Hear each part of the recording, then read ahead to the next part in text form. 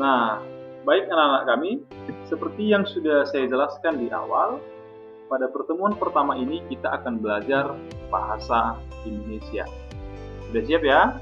Oke, sudah siap. Kita mulai. Pembelajaran kita hari ini adalah tentang aturan penulisan kalimat. Ada beberapa aturan penulisan kalimat yang sangat penting kalian ketahui. Karena selama ini sering saya perhatikan anak-anak Bapak menulis kalimat itu seolah-olah tidak ada aturan. Nah, ingat ya, seolah-olah. Artinya sebenarnya banyak aturan dalam penulisan kalimat, khususnya pada pelajaran bahasa. Nah, pada kesempatan ini ada 4 aturan kalimat yang akan kita pelajari. Apa-apa saja itu?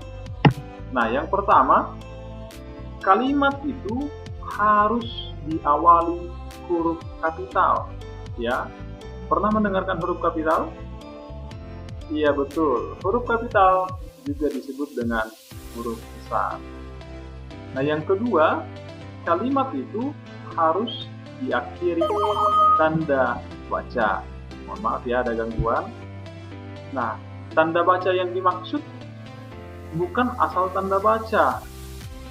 Perlu kalian ingat, dalam pelajaran bahasa Indonesia, dalam menulis kalimat, hanya ada 3 jenis tanda baca yang dapat kita gunakan di akhir kalimat. Ya, ingat, hanya ada 3. Apa saja itu? Tanda titik, tanda seru, dan tanda tanya. Nah, yang ketiga, kalimat yang benar harus menggunakan kata baku, ya, kata baku. Dan yang keempat, tidak menggunakan singkatan yang tidak. Oke. Nah, agar lebih paham, kita langsung masuk ke contoh. Nah, perhatikan lebih lanjut.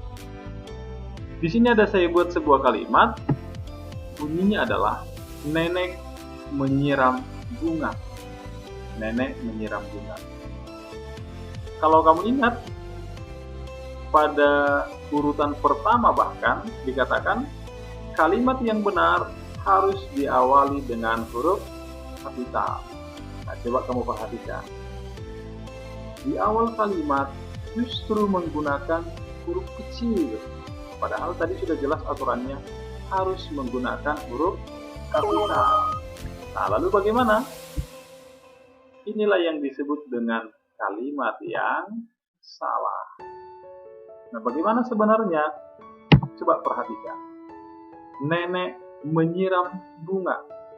Sudah kita ganti ya. Ketika di kalimat pertama tadi N-nya huruf kecil, di sini sudah kita ubah menjadi huruf kapital. Oke ya. Nah, maka jika kamu tuliskan seperti kalimat di nomor 2, maka kamu telah menuliskan kalimat yang benar. Paham ya sampai di sini? Oke, paham. Kita lanjutkan. Nenek menyiram bunga. Ayo coba perhatikan, apa kira-kira yang salah pada kalimat ini? Iya, betul. Pada kalimat ini tidak menggunakan tanda baca. Tadi kita sudah sepakat dan sudah Bapak ajarkan. Padahal ada 3 sebenarnya yang bisa kita pilih. Boleh tanda tanya, tanda titik, atau tanda seru. Hanya saja memang harus kita sesuaikan dengan kalimatnya. Tetapi masalahnya pada kalimat ini, pada contoh ini, tidak ada tanda baca. Dan sebenarnya kalau tidak ada tanda baca, anak Bapak, itu bukan kalimat ya. Mungkin nanti ketika kalian isi akan paham. Ada namanya klausa ya. Ingat, ketika tidak ada tanda baca, itu bukan kalimat. Maka ini adalah contoh yang salah. Lalu bagaimana sebenarnya?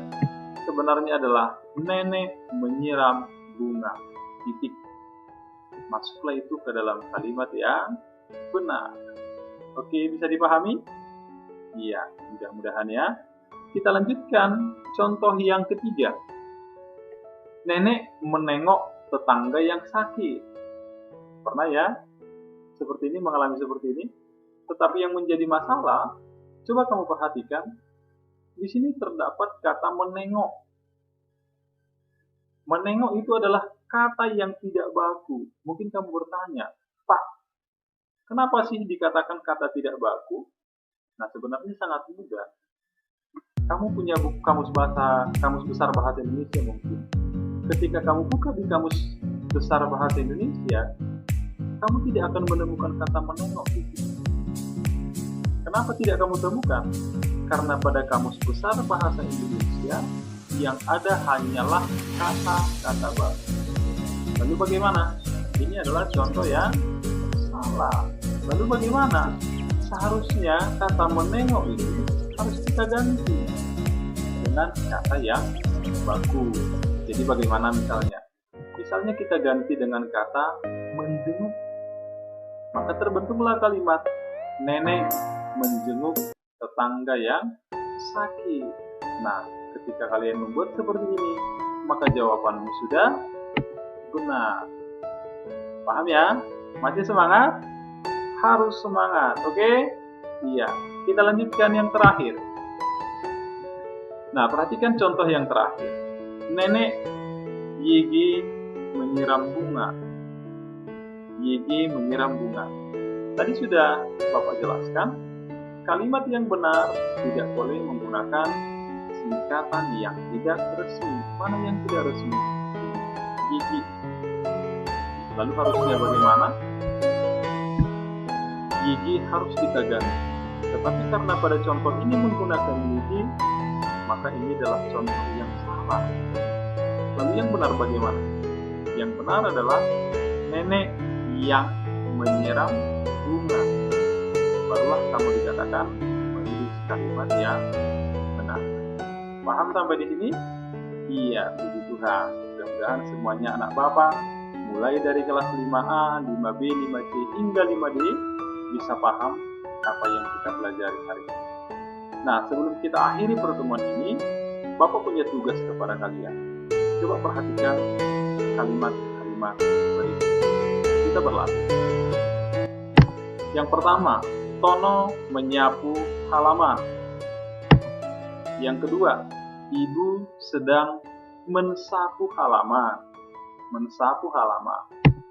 Yang ketiga, guru kami sangat baik. Iya, baik ya, mungkin seperti Pak Rizal mungkin ya. Iya. Yang keempat, Anto menolongku BGN tenang hati. Nah, apa tugasmu? Tugasmu adalah ubahlah kalimat berikut ini, keempat kalimat ini menjadi kalimat yang benar. Nah, ingat di awal tadi ada 4. Ada 4 tadi syarat atau aturan penulisan kalimat. Perbaikilah ini menjadi kalimat yang efektif. Paham ya? Iya.